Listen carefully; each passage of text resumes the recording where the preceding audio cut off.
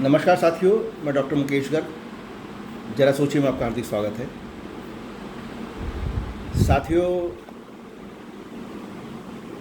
लगभग 32 दिन से चल रहे जंतर मंतर पर सीजेपी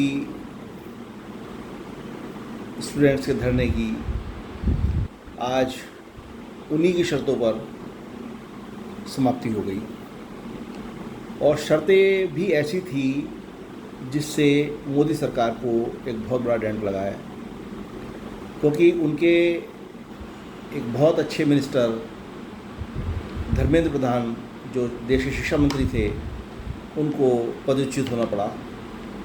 उन्होंने इस्तीफ़ा दिया।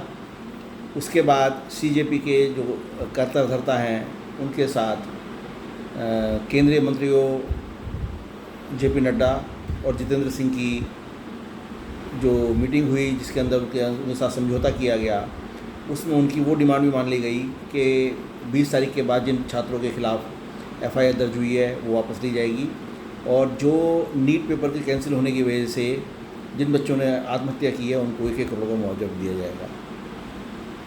ये तीनों मांग ऐसी हैं जिनको मानकर सरकार ने एक तरीके से एक बार फिर घुटने टेके हैं। ये घुटने टेकना इस मोदी सरकार के 12 साल के अंदर दूसरी बार हुआ है। इससे पहले 2022 में किसान आंदोलन के समय भी ऐसा ही हुआ था। उस समय भी मोदी सरकार ने पहले तो बात मानी नहीं, किसान आंदोलन चलने दिया, और बाद में जब किसान आंदोलन अपरिहार्य हो गया, झेलना भारी हो गया, तब मोदी सरकार ने तीनों कृषि कानून वापस लिए। उसे एक तरीके से बैकफुट पर आना ही कहेंगे, और आज भी वही हाल मोदी सरकार ने किया है। मैं मोदी सरकार से सिर्फ ये जानना चाहता हूँ कि जब उनको ये काम करना ही था तो उन्होंने इस आंदोलन को बनने क्यों दिया। अभिजीत दीपके जब बोस्टन से लौटा कॉकरोच जनता पार्टी बनाकर, और उसने घोषणा की कि नीट परीक्षा के अगेंस्ट वो जंतर मंतर पर धरना देगा, तो उसको दिल्ली एयरपोर्ट पर ही परमिशन क्यों दी गई, उसके लिए रास्ता क्यों साफ़ किया गया। जो जानकारियाँ सोशल मीडिया से अब आ रही हैं हमारे पास कि आंदोलन जो है वो राष्ट्र विरोधी ताकतों द्वारा संचालित किया जा रहा था, विपक्षी पार्टियों द्वारा संचालित किया जा रहा था, इसके अंदर अनवांटेड फैक्टर्स आ चुके थे, इसके अंदर छात्रों के अलावा ज़्यादातर दूसरे लोग आ गए थे। ये बात तो सरकार को पहले भी पता थी। क्या सरकार का खुफिया तंत्र फेल हो गया था?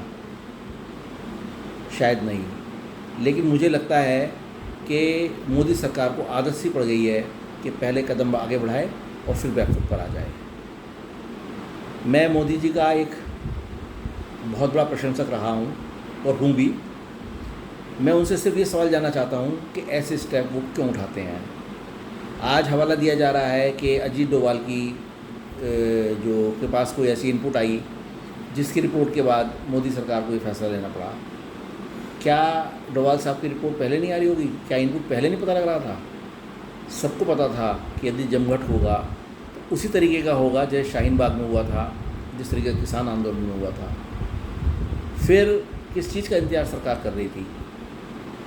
जब नीट पेपर लीक होने की वजह से कैंसिल किया गया, यदि उसी समय सरकार प्रिवेंटिव मेजर लेते हुए शिक्षा मंत्री का इस्तीफ़ा ले लेती मोरल ग्राउंड्स पर, मैं कहता हूँ धर्मेंद्र प्रधान जी को कैबिनेट में रखना अपरिहार्य था। उनकी मिनिस्ट्री चेंज की जा सकती थी, उनका पद चेंज किया जा सकता था, और सरकार की किरकिरी भी नहीं होती।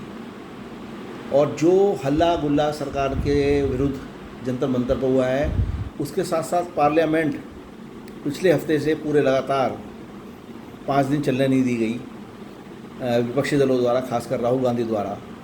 ये सब नाटक नहीं होता, ऐसा मेरा मानना है। साथियों, हालांकि मेरा मानना ये है कि सरकार की सोच जो है उस तक पहुंच पाना बहुत मुश्किल है कि वो किन हालातों में, किन परिस्थितियों में वो सोच के चलते रहें और किस हालातों और परिस्थितियों में उन्होंने ये सब निर्णय लिए हैं। लेकिन एक कॉमन मैन, एक सरकार के प्रशंसक और एक समाज के एक